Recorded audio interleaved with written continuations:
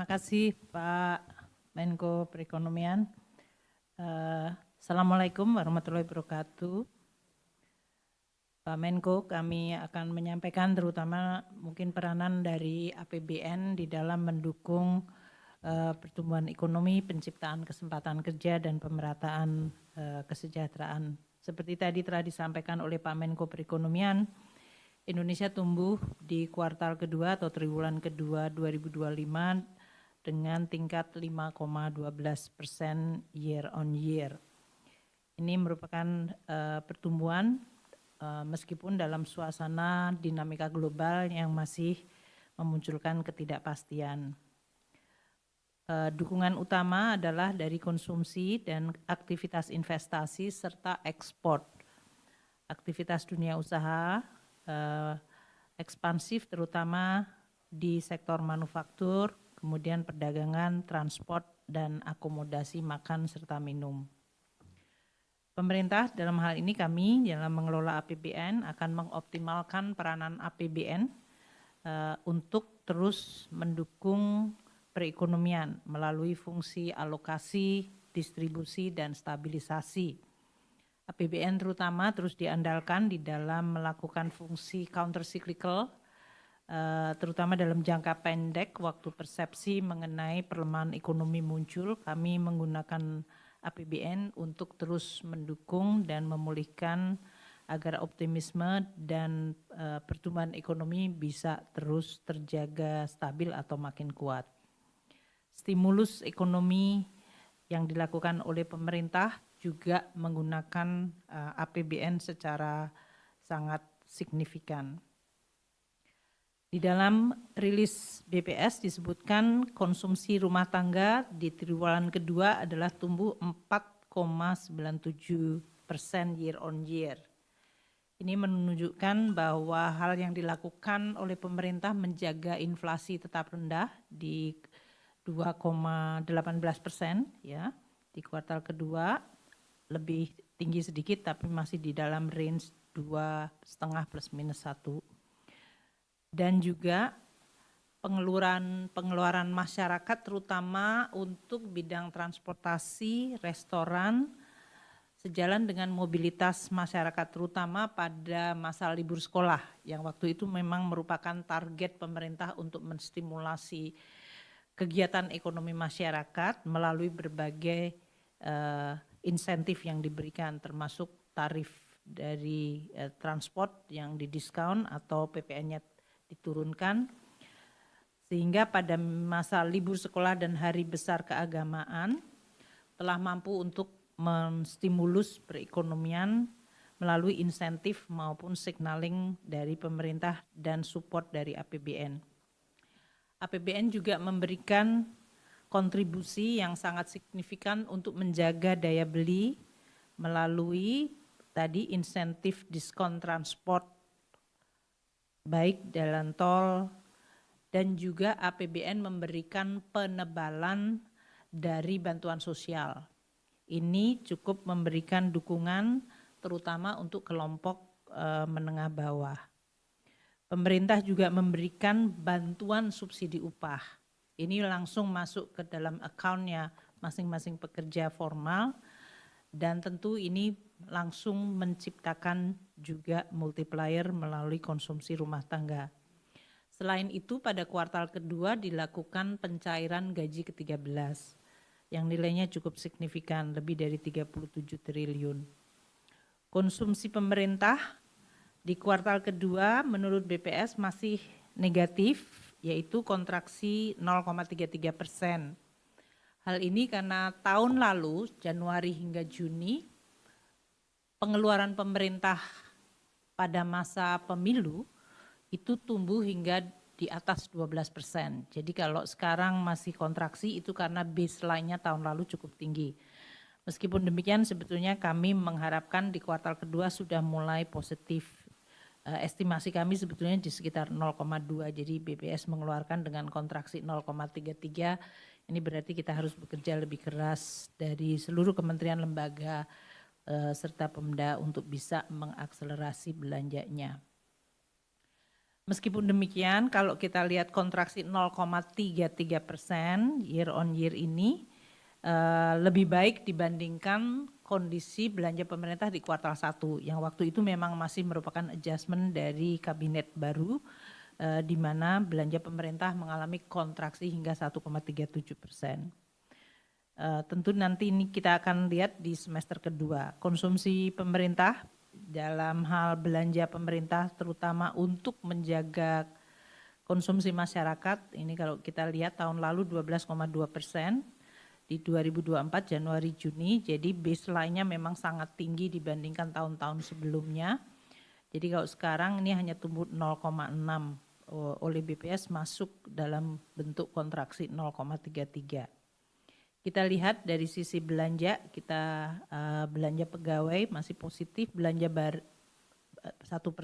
belanja barang kontraksi 9,7, namun belanja modal ini tumbuhnya hingga 30% dan bantuan sosial, penebalan bantuan sosial memang tumbuh cukup tinggi yaitu 20,4%.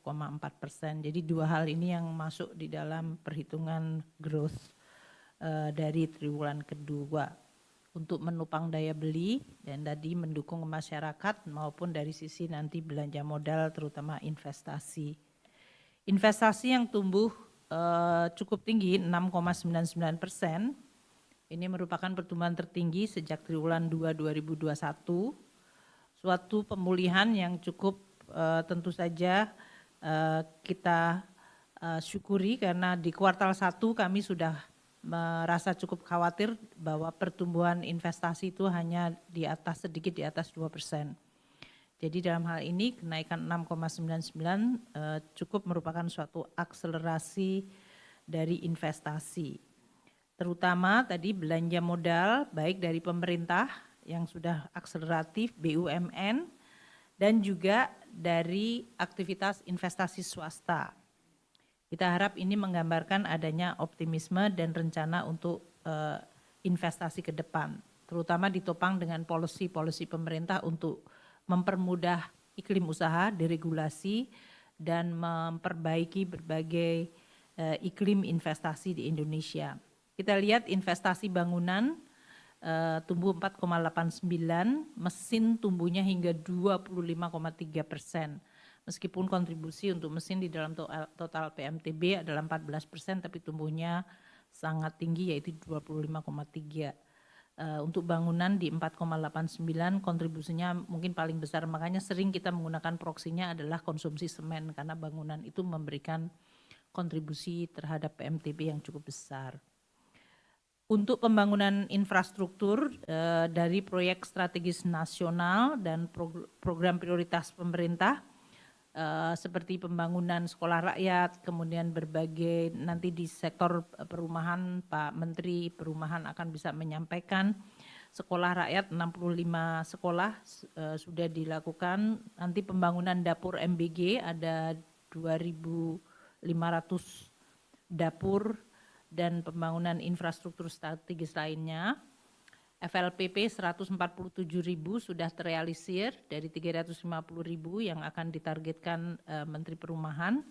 Itu semuanya memberikan kontribusi terhadap terutama 4,89 di sisi bangunan. Untuk mesin yang tumbuh 25,3%, terutama adalah barang import modal jenis mesin yang tumbuh 28,16% dari import kita. Ini baik di swasta maupun juga dari pemerintah. Belanja modal pemerintah tumbuhnya mencapai 30,37% seperti yang tadi disampaikan di dalam belanja pemerintah, terutama juga pada peralatan dan mesin. Untuk realisasi investasi langsung yang mencapai 477,7 triliun, terutama didukung oleh PMDM, penanaman modal dalam negeri, yang tumbuhnya mencapai 30,5% year on year. Ini diharapkan akan meningkatkan optimisme di dalam iklim investasi domestik yang akan terus kita coba jaga.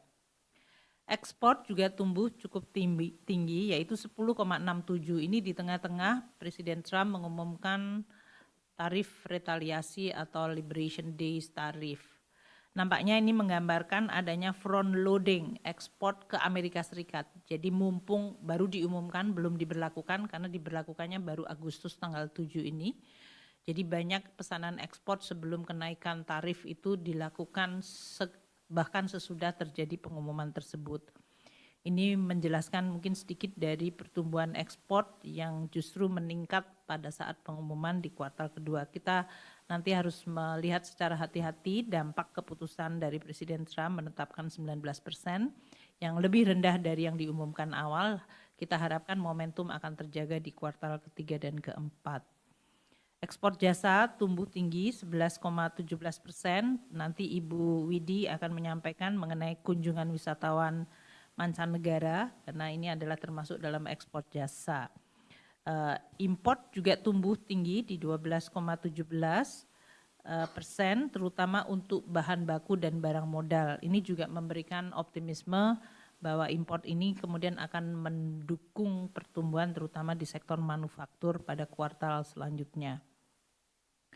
Untuk import jasa, terutama mobilitas wisatawan mancanegara tumbuh 8,43%. Nanti Ibu Menteri Tourism Pariwisata akan bisa menyampaikan. Kalau dari sisi produksi kami juga melihat suatu perkembangan yang positif untuk industri pengolahan yang merupakan kontributor terbesar baik dari sisi perekonomian maupun dari sisi pajak ini tumbuh 5,68%.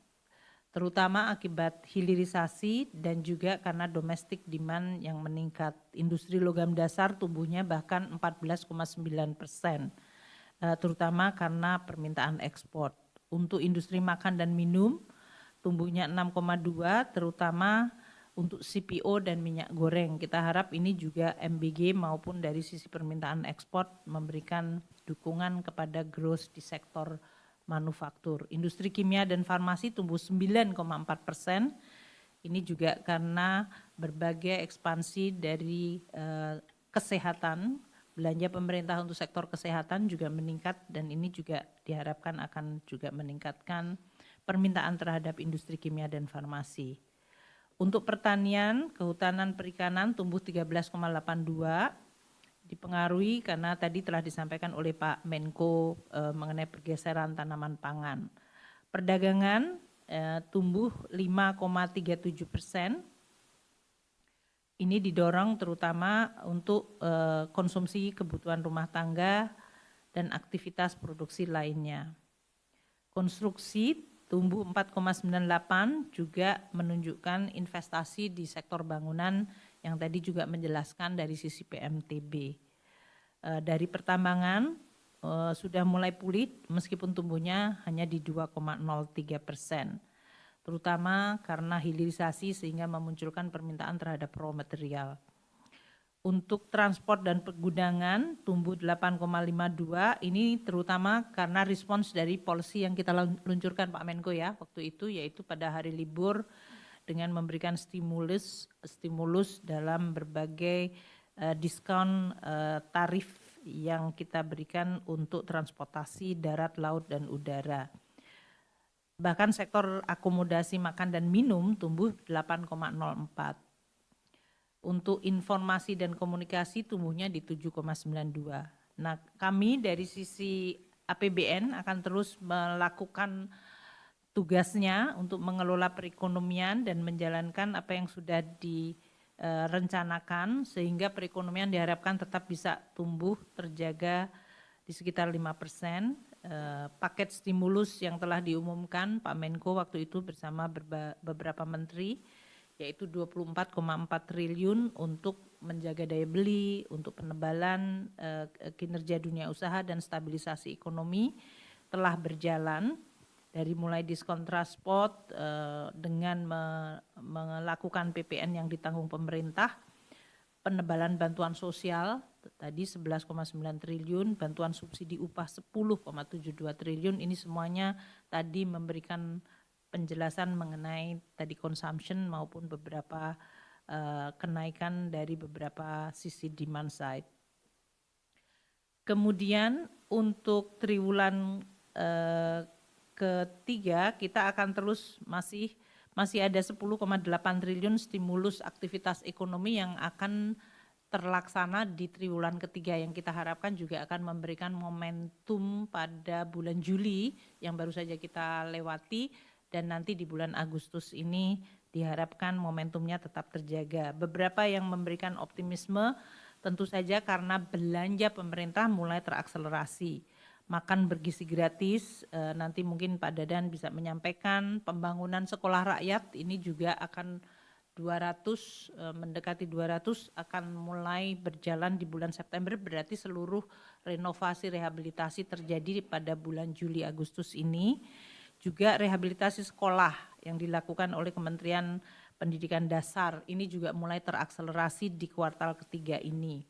Kemudian dari Menteri Perumahan FLPP nanti tadi akan terus diharapkan bisa terjaga mencapai 220.000 kuartal ketiga dan 350.000 di akhir tahun ini. Kami juga memberikan dukungan untuk stabilisasi harga pangan karena konsumsi penting sekali tadi. Jadi Bulog telah diinjeksi dengan 16,6 triliun untuk stabilisasi beras saja dan 5 triliun untuk stabilisasi harga jagung, serta deregulasi di sektor pertanian untuk pupuk yang menyebabkan musim tanam bisa terjaga dengan ketersediaan pupuk yang bersubsidi. Kita juga menjaga iklim investasi agar tetap sehat dan kompetitif, terutama pemerintah akan juga setiap saat bersama dengan Menteri Perdagangan dan Menteri Perindustrian melakukan perlindungan industri dalam negeri dengan bea masuk tindakan pengaman atau BMTP apabila dibutuhkan. Ini sangat penting di dalam rangka kita untuk tetap menjaga competitiveness dari industri manufaktur kita. Kemudian untuk administrasi perpajakan juga disimplify, terutama untuk penyelenggaraan perdagangan melalui sistem elektronik atau PMSE yang akan bekerja sama dengan kami di dalam pemungutan PPh pasal 22. Tidak ada pajak baru atau tarif baru, hanya administrasinya disederhanakan dan dimudahkan.